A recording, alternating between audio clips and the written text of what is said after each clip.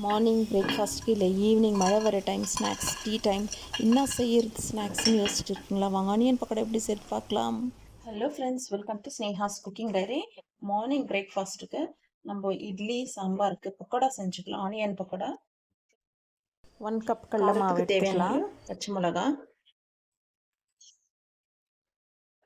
Onions லாங்காக சாப் பண்ணிக்கோங்க, அப்போ தான் பக்கோடாக்கு நல்லாயிருக்கும். சாப் பண்ணின்னு இப்படி போடும் போது உதிராக பண்ணி போட்டுங்க.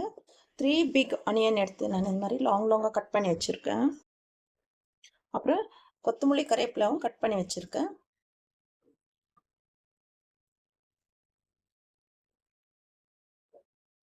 கொத்தமல்லி கறிவேப்பிலை ஆட் பண்ணிக்கலாம். உப்பு போட்டுக்கலாம். உங்கள் காரத்துக்கு தேவையானாலும் நீங்கள் க்ரீன் சில்லி ஆட் பண்ணிக்கோங்க. உப்பு போட்டுட்டோம். பெருங்காயம் ஆட் பண்ணிக்கலாம். பெருங்காயம் கண்டிப்பாக போட்டுங்க.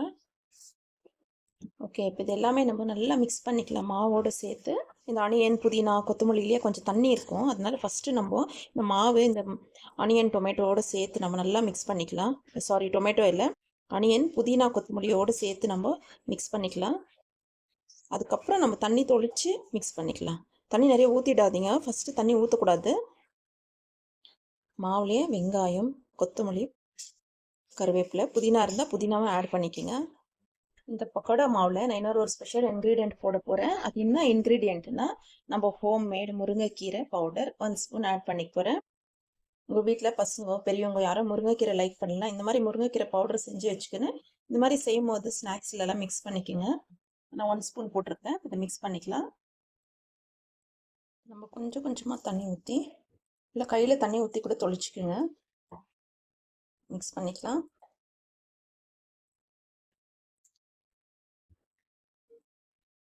இந்த மாதிரி நம்மளுக்கு பக்கோடா போடுற மாதிரி இப்படி டைட்டாக பிடிச்சி போடுற மாதிரி வரணும்.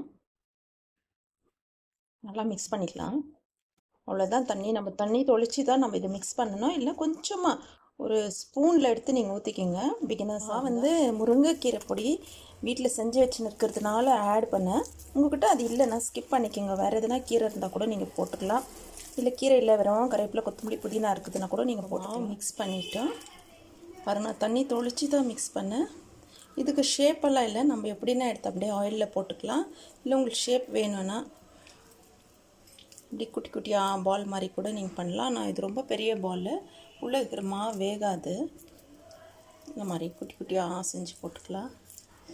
செஞ்சு ஒரு பிளேட்டில் வச்சுக்கோங்க. ஆயில் நல்லா ஹீட் ஆகட்டும். ஆயில் ஹீட் ஆகக்குள்ள நம்ம இப்படி எடுத்து வச்சுக்கலாம். நீங்கள் பிகினர்ஸாக இருந்தால் இந்த மாதிரி செஞ்சு வச்சுன்னு ஆயிலில் போடுறதுக்கு ஈஸியாக இருக்கும். இல்லை நான் அப்படியே டைரெக்டாக எடுத்து ஆயிலில் போடுவேன்னா நீங்கள் அப்படியே கூட போட்டுக்கலாம். பக்கோடா சூப்பராக கடையிலலாம் செய்கிற மாதிரியே நம்மளுக்கு வரும். நான் அதையும் போட்டு காமிக்கிறேன் எப்படி போடுறோம். இந்த மாதிரி கூட நீங்கள் எடுத்து வச்சுக்கலாம்.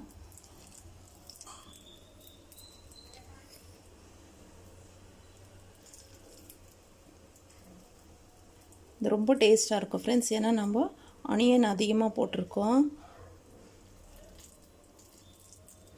ஆனியன் பக்கோடா சூப்பராக இருக்கும். மழை டைம் இப்போது ஈவினிங்கில் செஞ்சு சாப்பிட்டா கூட நல்லாயிருக்கும், ஸ்கூல்லேருந்து பசங்க வர டைமுக்கு.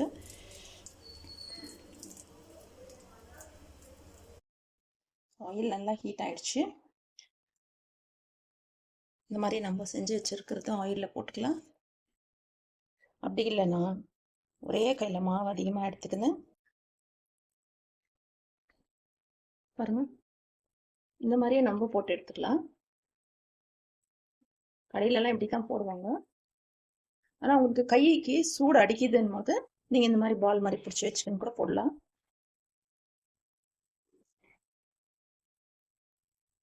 நம்ம பக்கோடாஸ் ஆயிலில் போட்டோம், திருப்பி போட்டுக்கலாம்.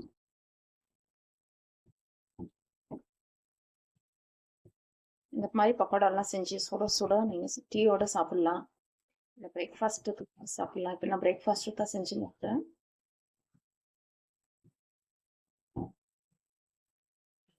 இன்னும் ஃப்ரை ஆகணும் ஃப்ரெண்ட்ஸ், அப்போ தான் இந்த மாவு நம்ம போட்டிருக்கிற இந்த கடல மாவு நல்லா வேகும். ஃப்ளேம் கூட நான் ஹை ஃப்ளேமில் தான் வச்சுருக்கேன். ஆயிலும் நம்ம போடும்போது நல்லா நம்மளுக்கு சூப்பராக ஆனியன் பக்கோடா ஃப்ரை ஆயிடுச்சு. எடுத்துக்கலாம். ஸ்டவ் ஆஃப் பண்ணிக்கிறேன்.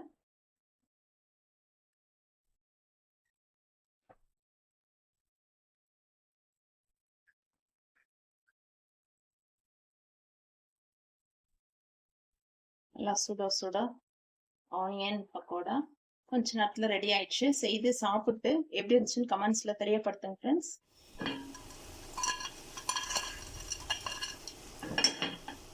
இந்த மாதிரி சுட சுட ஆனியன் பக்கோடா செஞ்சு கொடுத்தா வீட்டில் இருக்கிறவங்க நல்லா என்ஜாய் பண்ணுங்கள்.